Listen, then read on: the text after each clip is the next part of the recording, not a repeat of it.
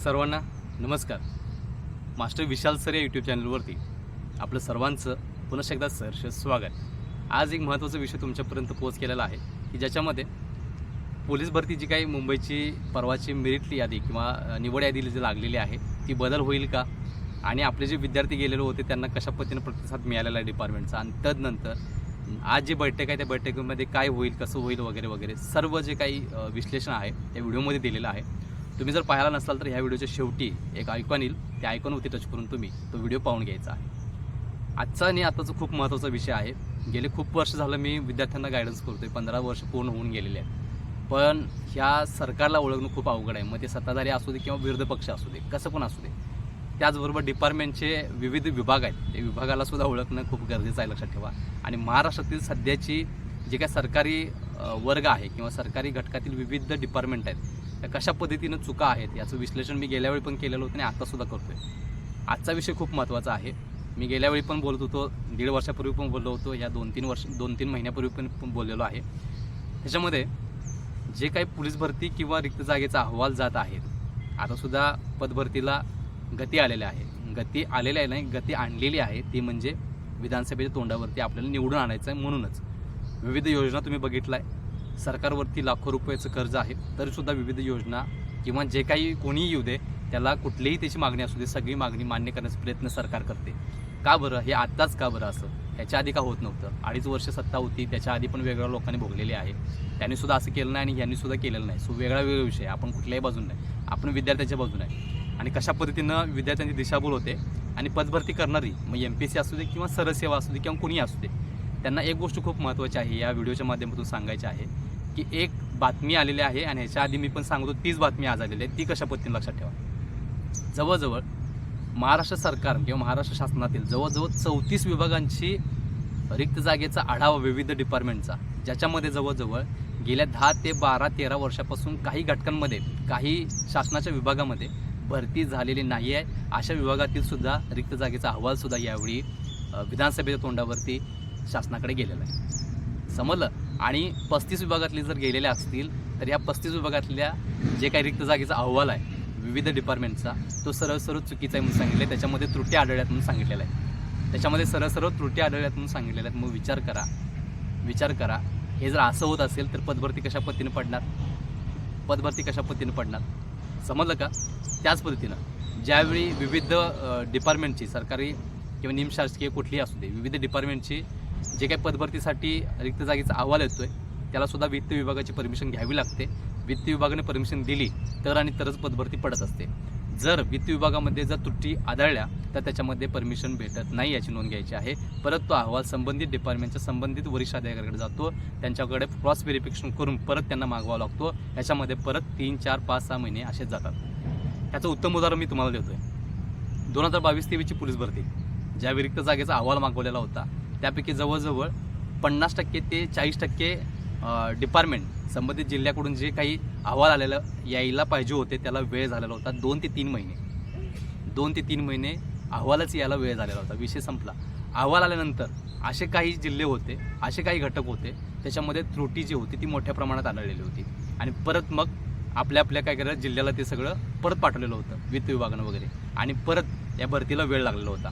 So अशा पद्धतीनं या पोलीस भरतीमध्ये सुद्धा जर या पोलीस भरतीला जेवढे काही जिल्हे असतील, जेवढे काही घटक असतील, पोलीस भरतीसाठी बोलतोय स्पेसिफिक, आता समजा एक 32 घटक आहेत, तर 32 घटकांतील जर 2 घटक, 1 घटकामध्ये जर त्रुटी आढळली तर ती परत संबंधित जिल्ह्याला जाणार. ती जोपर्यंत सॉल्व्ह होत नाही तोपर्यंत बाकी महाराष्ट्रातली पोलीस भरती पडू शकत नाही. समजलं काय म्हणतोय? त्यामुळे कारण पदभरती एकाच वेळी पाडावी लागते, वेगवेगळी पाडू शकत नाही आहेत. एकाच वेळी एकंदरीत जिल्ह्यावाईज, घटकावाईज सर्व जागांना परमिशन दिली जाते आणि त्यानंतर पदभरती पाडली जाते. त्याच्यामध्ये दिनांक असतोय, फीज असतो, शैक्षणिक पात्रता असते, अटी असतात, शर्ती असतात, XYZ जे काय असेल ते असेल. मग अशा प्रोसेस असताना सुद्धा जर आज जी बातमी आलेली आहे, जी मी 2 वर्षापूर्वीपासून बोलतोय, ती बातमी आज सरळ आल्या. 34 विभागांनी शासनाला प्रस्ताव पाठवलेला आहे, रिक्त जागेचा अहवाल पाठवलेला आहे आणि त्याच्यामध्ये त्रुटी आढळल्यात म्हणून सांगितलेलं आहेत. जर त्रुटी आढळली तर मग 100% पदभरती पडायला वेळ लागणार, हे मात्र नक्कीच. आता ह्या 34 विभागातील कुठल्या घटकामध्ये त्रुटी आढळले हे सगळे रिटर्न जातील. त्याच्यावरती वरिष्ठ जे लोक असतील ते विचार करतील आणि त्यानंतर पोलीस भरती पाडायला किंवा जे काही संबंधित विभाग असतील ते पाडायला सुरुवात होतील याची नोंद घ्यायची आहे. आता पोलीस भरतीमध्ये त्रुटी आढळली की नाही आढळले, कारण की 1 ऑक्टोबरला दुपारी 12 वाजेपर्यंत काय केलेलं होतं, त्यांनी रिक्त जागेचा अहवाल मागवलेला होता. 27 तारखेला 28 तारखेला त्यांनी मागवलेला होता, लक्षात ठेवा. आणि 2 दिवसामध्ये रिक्त जागेचा अहवाल मागवलेला होता. 2-2 दिवसामध्ये आता कळालेल्या बातमीनुसार 2-2 दिवसामध्ये जर रिक्त जागेचा अहवाल येत असेल तर मग 2022-23च्या पदभरतीला 4-4 महिने 5-5 महिने का लागले? कारण त्यावेळी विधानसभा नव्हती, त्यावेळी त्यांना कोणत्याही पद्धतीनं आमिष किंवा पुढच्या भरतीचं काय लागलेलं नव्हतं, त्यामुळे ते निवांत होते. कारण जेवढा वेळ होईल तेवढे विद्यार्थ्यांचे फिजिकल वेळेने होणार, तेवढं त्यांचे डॉक्युमेंट प्रोसेस वेळेने होणार, तेवढं त्यांची जॉईनिंग वेळेने होणार, तेवढं त्यांचं पेमेंट द्यायला वेळ होणार. सरळ आहे, लक्षात ठेवा. यांचा विषय कसा असतो, केवढे वाचवता येतील, जेवढं समाजाला रगडवता येईल तेवढं रगडवायचा प्रयत्न ही लोक करत असतात. आणि त्याच्या जीवावर मग लाखो आणि कोट्यावधी रुपये मिळवायचा प्रयत्न हे सरकारी आणि बाकी सगळे करत असतात, एवढं लक्षात ठेवायचं. ही वस्तुस्थिती आहे महाराष्ट्रातील. जे पोलीस भरती करतात किंवा जे विद्यार्थी भरती करतात त्यांना ह्या गोष्टी माहीत असणं गरजेचं आहे. कारण की आपण ज्या घटकामध्ये जाणार आहोत तिथं वस्तुस्थिती आहे, लक्षात ठेवायचं. परवाचं एक विश्लेषण तुम्हाला मी दिलेलं होतं, त्या विश्लेषणामध्ये जवळजवळ 2.5 लाख रिक्त पदे आहेत, लक्षात ठेवा. ही बाकी निमशासकीय नगरपालिका, बिगरपालिका, बाकी स्थानिक स्वराज्य संस्था या सगळ्या सोडून महाराष्ट्र शासनामध्ये 2.5 लाख जागा या रिक्त आहेत. आणि 2.5 लाख जागा रिक्त असताना पदभरती किती पडते? MPSC 1800 जागा, पोलीस भरती 9,000, 10,000, संपलं. बाकी सगळं अन्न औषध विभाग काहीतरी 150, 200, 300 आणि बाकी XYZ सगळं समाज कल्याणच्या 150-200 झालं. परवा कोल्हापूर महानगरपालिका पडले, प्रत्येक कास्टला 1 जागा, कुठंतरी, ते पण कुठंतरी, नाहीतर नाहीच, सगळं नलच आहे. मग काय करायचं सांगा, काय करायचं? हा विषय खूप महत्त्वाचा आहे. त्यामुळं ह्या विद्यार्थ्यांना माहिती पाहिजे. सगळेजण उठतात, सगळेजण म्हणतात उद्या पडणार आहे, परवा पडणार आहे, ठरवा पडणार आहे, पण ह्या इंटरनल ज्या गोष्टी आहेत त्या इंटरनल गोष्टी माहीत पाहिजे. मुलांना आशा देणं हा विषय वेगळा आहे. आज उठलो, व्हिडिओ बनवला, मुलांना आशा दिली, ते उद्या बघत राहतील, विषय तो नाही आहे. पण आतल्या गोष्टी त्यांच्यापर्यंत द्यायला पाहिजे आणि यासाठी अनुभव घ्यावा लागतो आहे. गेले 15 वर्ष मी यातच आहे, लक्षात ठेवा.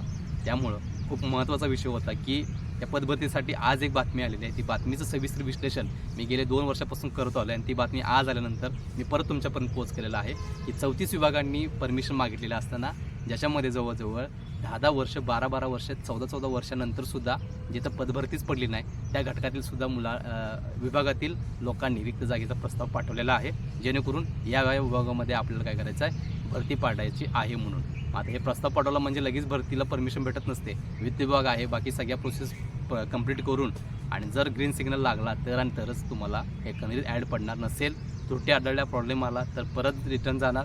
परत रिटर्न गेल्यामुळं जैसे ते मुलांचं वय निघून जाणार, बेरोजगारी वाढणार. त्याच्याशी सरकारचं असेल किंवा संबंधित विभागाचं काही देणं घेणं नाही. कारण की सरकार असेल 5 वर्ष जागा मिळाली असते, गव्हर्नमेंट अधिकारी असतील परमनंट सगळा विषय असतो. खालचे जे घटक आहेत त्याचं कोणत्याही पद्धतीने विचार नसतो. ही वस्तुस्थिती आहे, लक्षात ठेवायचं. त्यामुळं या पदभरतीवरती ज्यांचं लक्ष आहे, आज जर या बैठकीमध्ये जर कळालं की पोलीस भरती पडणार आहे तर कुठंतरी हे होईल, चांगलीच गोष्ट होईल. फक्त पदभरती पडायला नको, तर पदभरती ही मॅक्झिमम आकड्याने पडायला पाहिजे.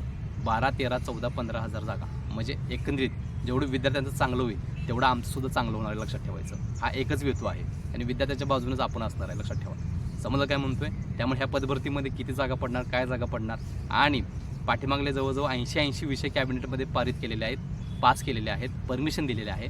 पण एकसुद्धा स्पर्धा परीक्षेचा विषय नाही, एकसुद्धा पोलीस घटकाचा विषय नाही, लक्षात ठेवा. एकसुद्धा विषय अशा पद्धतीने नाही की जे काही तरुण वर्ग आहे जो त्रासलेला आहे, मग त्याच्यामध्ये बेरोजगारीचा दर जो आहे तो वारंवार वाढत आहे, तरीसुद्धा तो जाणून बुजून दुर्लक्ष करतात का, हा विषय खूप महत्त्वाचा आहे. आजच्या सकाळच्या 9:30 ते 10 वाजता एक बैठक आहे. त्या बैठकीमध्ये काय विषय होणार ह्याच्याकडे सगळं लक्ष आहे. ते 11:30, 12पर्यंत हा विषय सगळा पूर्ण होतील. किती विषयांना परमिशन भेटली, काय केलं, कुठली पदभरती काढली, काय केलं, सगळा विषय कळून जाईल. जर 12पर्यंत त्यांनी जर पदभरतीचा विषय घेतला तर 100% तो विषय तुमच्यापर्यंत पोच करायचं काम आपला चॅनल करणारा याची नोंद घ्यायची आहे.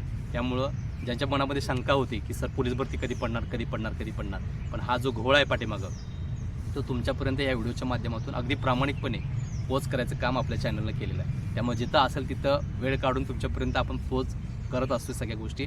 त्यामुळे एक विनंती करतोय, ह्याच्या पुढे सुद्धा काही टप्पे आहे पदभरतीसाठी. भरती पडली म्हणजे सगळ्या विषय होणार नाही. आणि आज जर कॅबिनेटमध्ये जर विषय झाला नाही आणि उद्या आणि परवा जर आचारसंहिता लागली, पोरांचं सरळ नुकसान एवढं लक्षात ठेवायचं. वय वाढून जाणार, कॉम्पिटिशन वाढणार, सगळं वाढून जाणार आहे पुढं. डिसॲडव्हान्टेज खूप मोठ्या प्रमाणात आहेत. जर भरती नाही पडली तर ते कशा पद्धतीने मुलांचं नुकसान होणार हे पाठीमागं पण सांगितलेलं आहे आणि यानंतरच्या व्हिडिओमध्ये पण सांगण्याचा प्रयत्न करीन. पहिला हे जे कॅबिनेट किंवा आजची जी बैठक आहे 10 वाजता त्याच्यामध्ये काय काय विषय होणार ते 12पर्यंत तुमच्यापर्यंत पोहोचवायचं काम आपला चॅनल प्रामाणिकपणे करेल याची नोंद घ्यायची आहे. त्यामुळे विनंती करतो आहे, अशाच महत्त्वपूर्ण माहितीसाठी तुम्हाला कळकळीची विनंती आहे, चॅनलवर लगेच जावा, सबस्क्राईब करायला विसरू नका. त्याच पद्धतीनं टेलिग्राम चॅनल आहे, व्हॉट्सअप ग्रुप आहे, नवीन पद्धतीसाठी नवीन टेलिग्राम चॅनल यूज केलेला आहे. त्याची लिंकसुद्धा या व्हिडिओच्या खाली डिस्क्रिप्शन बॉक्समध्ये दिलेली आहे. तिथे जाऊन तुम्ही आपलं चॅनल जॉईन करायचं आहे.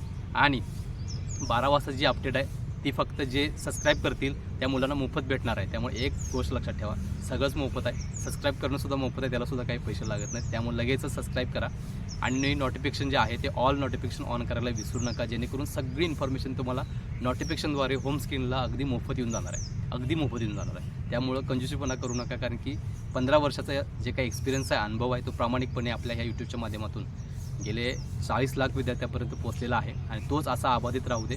फक्त एकच कळकळीची विनंती आहे, सबस्क्राईब करायला विसरायचं नाही. शेवटी सर्व विद्यार्थ्यांना आपल्या चॅनलकडून शुभेच्छा देतोय. फक्त एक लक्षात ठेवा, दुपारी 12 वाजता आपण भेटणार आहोत. त्याच्यामध्ये काय होतंय काय नाही वगैरे सगळं कळणार आहे. फक्त सबस्क्राईब केले त्यांनाच भेटेल एवढं लक्षात ठेवा. त्यामुळे लगेचच सबस्क्राईब करून घ्या. सर्वांना शुभेच्छा देतोय आणि मी इथं थांबतोय. तोपर्यंत धन्यवाद.